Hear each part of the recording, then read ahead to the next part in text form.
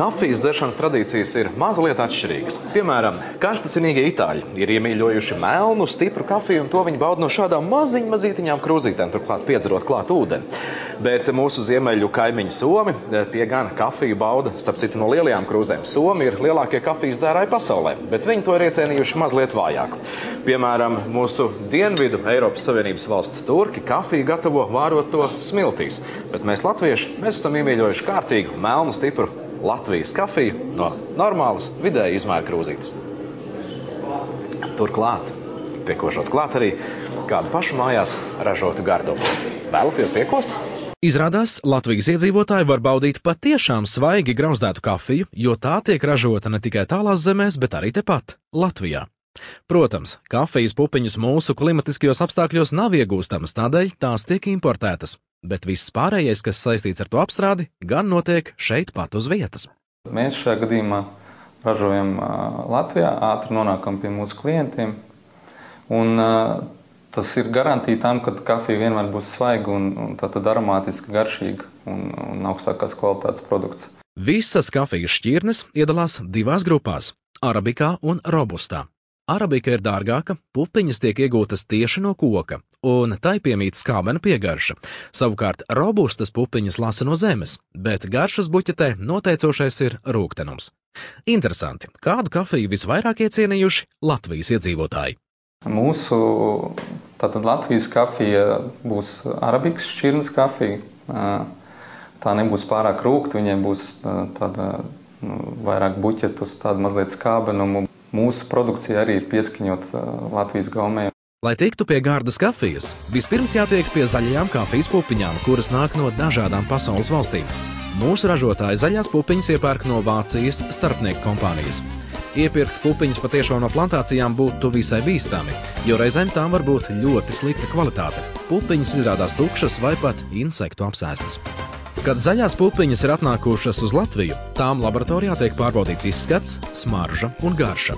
Pēc tam seko pirmais pārstrādes posms – attīrīšana speciālā iekārtā, separatorā.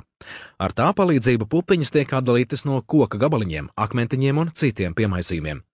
Pēc attīrīšanas pupiņas nonāk tādā kā bunkurā, kur dēvē par silo. Silo ir 6 atdalītas tvertnes, kas katra paredzēta savai kafijas šķirnei. Pēc tam pupiņas mēro ceļu uz grauzdēšanas iekārtu, kur tiek apstrādātas 12 līdz 15 minūtes, kamēr iegūst attiecīgie šķirnei raksturīgo krāsu un grauzdēšanas pakāpi.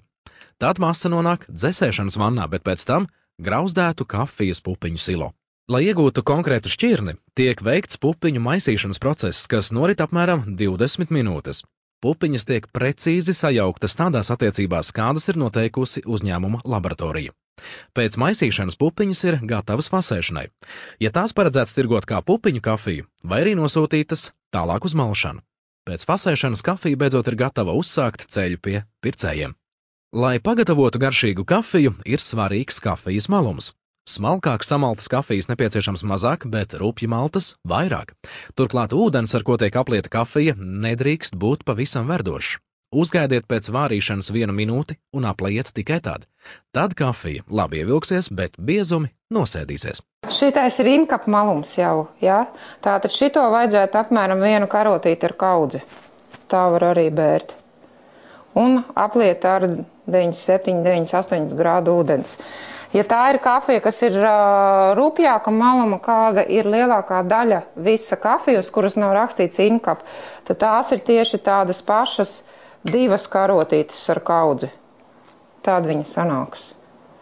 Garšīga, aromātiska un tāda, kādai jābūt kafijai, viņa nebūs ne vāja, ne stipra. Pēc paciņas atvēršanas kafiju vajadzētu izlietot apmēram 2 nedēļu laikā, jo atvērta tā zaudē savas īpašības. Turklāt vispareizāk to būtu uzglabāt oriģinālā iepakojumā leduskapī.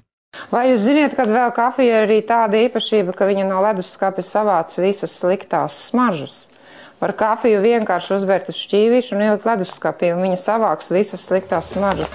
Šo kafijas ražotāju veiksmes pamatā ir ilggadējs patērētāju loks, kas pazīst tā produkcijas kvalitāti, produkcijas eksports un, protams, tā darbinieki. Šobrīd uzņēmumā Melnā kafija tiek nodrošināts darbs 52 cilvēkiem. Pie darbinieki tas arī ir tā mūsu vērtība. Un, protams, arī jāņem vērā arī tas, ka arī ražošanas iekārtas mums ir lielākās un jaudīgākās, modernākās Baltijā.